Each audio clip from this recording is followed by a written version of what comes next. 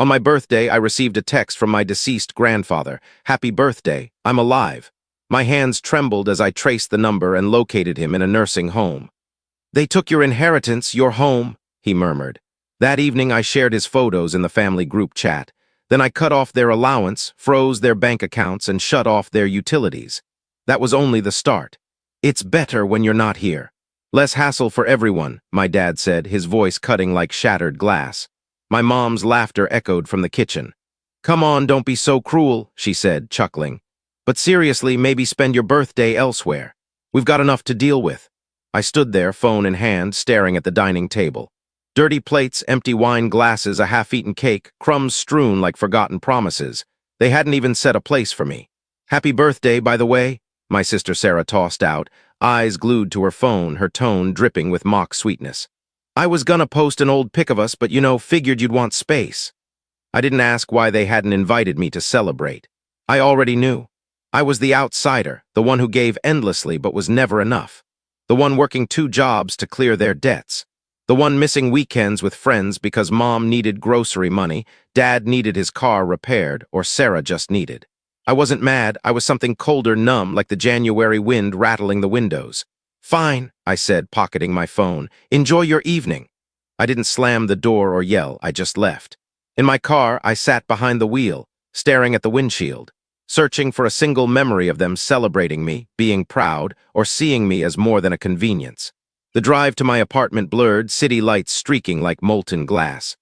At home, I turned off my phone and sat in the dark, telling myself their words didn't matter, just old habits carving fresh wounds. At midnight, I powered my phone back on. One message glowed on the screen. Unknown number, happy birthday, I'm alive. I stared, heart pounding. A prank, maybe, a cruel jab from a friend with a twisted sense of humor. I nearly deleted it, but then I saw the contact name, Grandpa. Grandpa gone for 3 years, or so they'd claimed. My pulse raced, sweat beating on my forehead. I checked the number. The area code matched his old hometown. Impossible. He was dead, buried. I'd seen the obituary, the photos of a small funeral, mom, dad, Sarah. I wasn't invited. Too busy with work, they'd said. My fingers shook as I typed, who is this? 3 dots appeared, then they lied to you, your house, your inheritance, they stole it. I need your help, I couldn't sleep. The message burned in the dark, a wound that wouldn't close. They lied to you, your house, your inheritance, they stole it. I didn't want to believe it, but a chill crawled up my spine. I traced the number to a nursing home 2 towns away. The drive took under an hour, but it felt eternal. The building was grim, faded, a place where hope went to fade. The nurse at the desk looked up, her smile vanishing when she saw my expression. I'm here to see, I think it's my grandfather, I said, voice unsteady, her face softened. Mr. Hargrove, room 214. I nearly ran. At the door, I froze, chest tight. What if it was a mistake? What if it wasn't him? But I pushed it open. An old man with silver hair sat by the window, sunlight tracing his worn face. His eyes met mine, and he gave a faint, trembling smile. I knew you'd come, he said, voice brittle but alive. Grandpa, he nodded. I wanted to embrace him, but my legs wouldn't move. You're supposed to be dead, I whispered. That's what they wanted you to believe. He pointed to the bed, and I sank onto it. They took everything, son. The house, the money, they said I died because I wouldn't sign it over, so they forged it. My heart thundered. But the funeral, the photos, fake, empty casket, they said it was family only, didn't they? Yeah, my stomach churned. And the inheritance? Meant for you, only you, but they needed the money, they always do. His trembling hand found mine. I fought them, but they stuck me here, said I was losing it, took my phone. A nurse let me use hers. That was it, the spark that turned my numbness into fire. I stood. They won't get away with this. His grip tightened. Be careful, they'll do anything to keep what they stole. I left the nursing home, the winter air biting my face, but I barely noticed. My phone was already dialing. Dad answered after 2 rings. Oh, so you finally remember we exist? His voice dripped with mockery. I saw Grandpa, I said, silence sharp and brittle. I know everything, Dad. You said he was dead. You stole his house, his money, faked his death, and left him to rot. Watch it, he snapped. You don't know a thing. I know enough. I have texts, photos. I'm going to the police. A muffled curse, then Mom's voice. Please, honey, don't. You don't understand. We did it for the family. The family? I laughed, cold and bitter. Or for yourselves. Your idea of family is built on lies. I hung up. They called back, but I ignored them. At home, I dug deeper. Bank records, texts, photos. I knew where they kept their files, the ones they thought I'd never touch. I found proof of the house theft, but worse. Thousands drained from Grandpa's account over 3 years, funneled into Mom's and Sarah's names. My money, my house. Grandpa trusted them and they betrayed him. My phone buzzed, a Facebook post from Mom. Families thrive on trust and forgiveness. Some can't let go of grudges. Comments poured in from aunts, uncles, family, friends. Aunt Linda, don't worry, some kids are just selfish. Uncle Mike, ungrateful, doesn't cover it. Sarah, he's always been the troublemaker, stirring up drama. They were rewriting the story, painting me as the villain. Another text from Sarah. Grow up. Grandpa's old, half senile. Want the house? Fine, but you're not getting a dime from me, always so selfish. I wanted to smash my phone. Instead, I saved everything. Screenshots, documents, all copied into a folder labeled Truth, backed up 3 times. They thought they could control the narrative. They thought I'd fold like always. But I was done being their doormat. At a quiet cafe, I chose a corner table, far from the windows with a clear view of the entrance. My laptop glowed with the Truth folder, forged signatures, bank transfers, screenshots, Grandpa's video.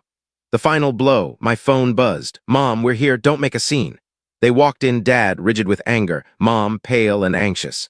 Sarah with her venomous fake smile. They sat across from me. I said nothing. Mom spoke first. Honey, can we talk this out? We're family. Family, I repeated, letting the word linger. Like when you said Grandpa was dead, stole his house. Locked him away, Dad's face contorted. Don't you dare. I opened the laptop, clicking Grandpa's video. They stole it, the house, the money, they lied to you. Mom gasped, hand over her mouth. Dad leaned in, hissing, you think this stunt scares us? Your grandfather's confused, he doesn't know what he's saying. Oh, I clicked another file, a scanned inheritance document, Grandpa's real signature beside the forgery. Silence. Sarah laughed, sharp and bitter. Always so dramatic, think this makes you a hero. You're so naive. Reality? I smiled, clicking again, screenshots of her social media, lavish trips, designer bags, spa days. Next to them, bank transfers from Grandpa's account to hers. Her smile vanished. You had no right, she spat. No right, I cut in. Like you had no right to steal my inheritance, to fake Grandpa's death, Mom's voice broke. Please, sweetheart, we were protecting you. You're too sensitive. Protecting me? My voice was ice. You left him to die alone, you lied, you stole, and now you expect me to let it go? Dad leaned forward, furious. Enough, this is family business. Shut your mouth or you'll regret it. I didn't blink. Or what, you'll lie about me again, say I'm a failure, ungrateful. His words echoed in my mind, no wonder Grandpa never wanted you around. I smiled. Funny you say that. Because he's here. The door opened. Grandpa stepped in slow, leaning on his cane. Mom went pale, Dad's jaw dropped. Sarah squeaked. Hello, son, Grandpa said, voice steady. Surprised to see me? Dad stammered. Why you? You told me I was losing it, Grandpa said, voice gaining strength. Said I wasn't safe at home, promised you'd handle the house, the money for the family. But you only cared for yourselves. Mom's hands shook. Dad, please, we did it for you, you couldn't live alone. Did it for me? Grandpa's voice sharpened. Locked me away, stole my life's work, erased me. Dad stood. We're done. This is a setup. Sit, I said, my voice cutting through. He froze. I have enough to expose everything. You stole, lied, abandoned him. Everyone will know. Mom sobbed. We can fix this. We're family. No, I said, looking at each of them. You're strangers now. Sarah's face twisted. Think you're perfect, a hero. You'll crash without us. I laughed. No, Sarah, I was nothing because of you. Now I'm free. I turned to Grandpa. Let's go. No more time for parasites. Dad's voice followed, a desperate yell. You'll regret this. You need us. But his words faded, swallowed by silence. I helped Grandpa into the car. His hands shook, but his eyes were clear. You sure about this? He asked. I should have done it years ago, I said. We drove off, leaving their shattered lies behind. I blocked them all, Mom, Dad, Sarah, with one tap. Their calls came an hour after Grandpa, and I settled at my place. Dad, then Mom, then Sarah. I watched the phone buzz and looked at Grandpa. His eyes were calm, almost relieved. You really did it, he whispered like it might vanish. Yeah, I smiled. I did. The next morning, I called the bank, revoked their access to my accounts, and canceled payments for their loans, utilities, insurance. I contacted the electric, water, and gas companies, saying, shut it off, transfer bills to the new owners. Everything was in my name. I'd paid for it all. Not anymore. At noon, I drove to the nursing home, packed Grandpa's things. The staff stared, surprised.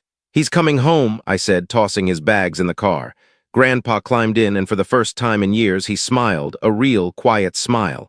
I thought I'd die there, he whispered. They wanted you to. But that's over. I drove to the apartment I'd rented, spacious, bright, facing a park.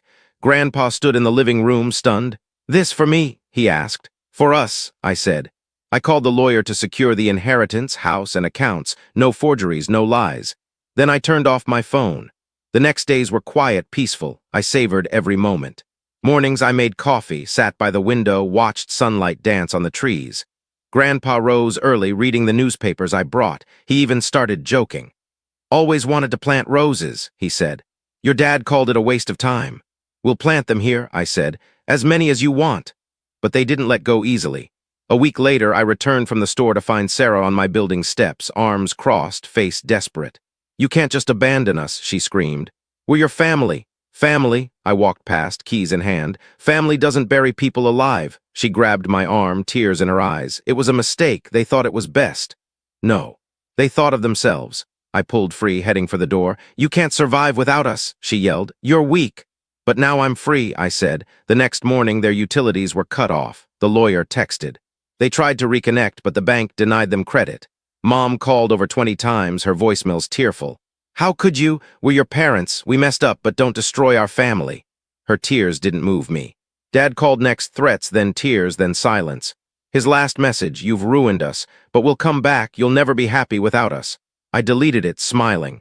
One evening, I stepped onto the balcony with tea. Grandpa sat beside me, wrapped in a blanket.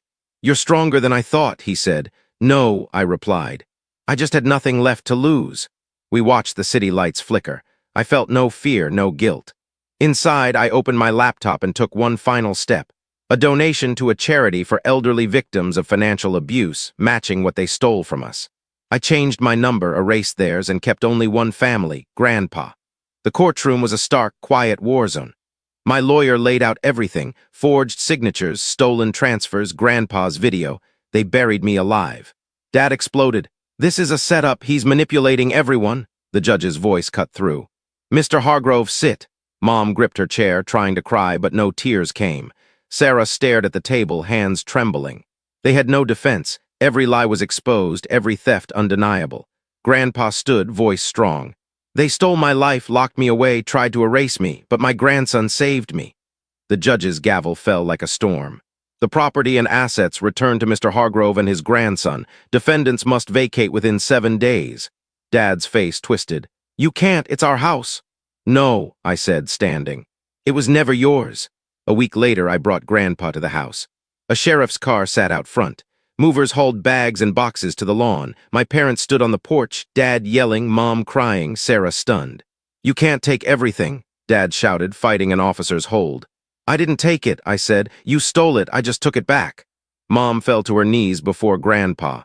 "Dad, please, we made mistakes, but we're family." "You're no family of mine," Grandpa said, voice cold. Dad lunged, but the sheriff stopped him. "Final warning," the officer said. I watched them pile into a beat-up sedan, their lies turning on each other as they screamed. We made the house a home, fresh paint, new furniture, roses blooming in the garden. Grandpa walked the paths each morning, cane tapping lighter, almost joyful. "Your dad thought he was smart," he chuckled one morning, "but he never knew the difference between cunning and wisdom." "He learned the hard way," I said. They didn't vanish. Letters came: "Mom's, please, your father's sick, we need help." Sarah's: "I lost my job, please, just a little cash." I read them, then burned them. Their words meant nothing, Dad never wrote. I heard he lost his job, sank into debt, started drinking. He blamed me, as always.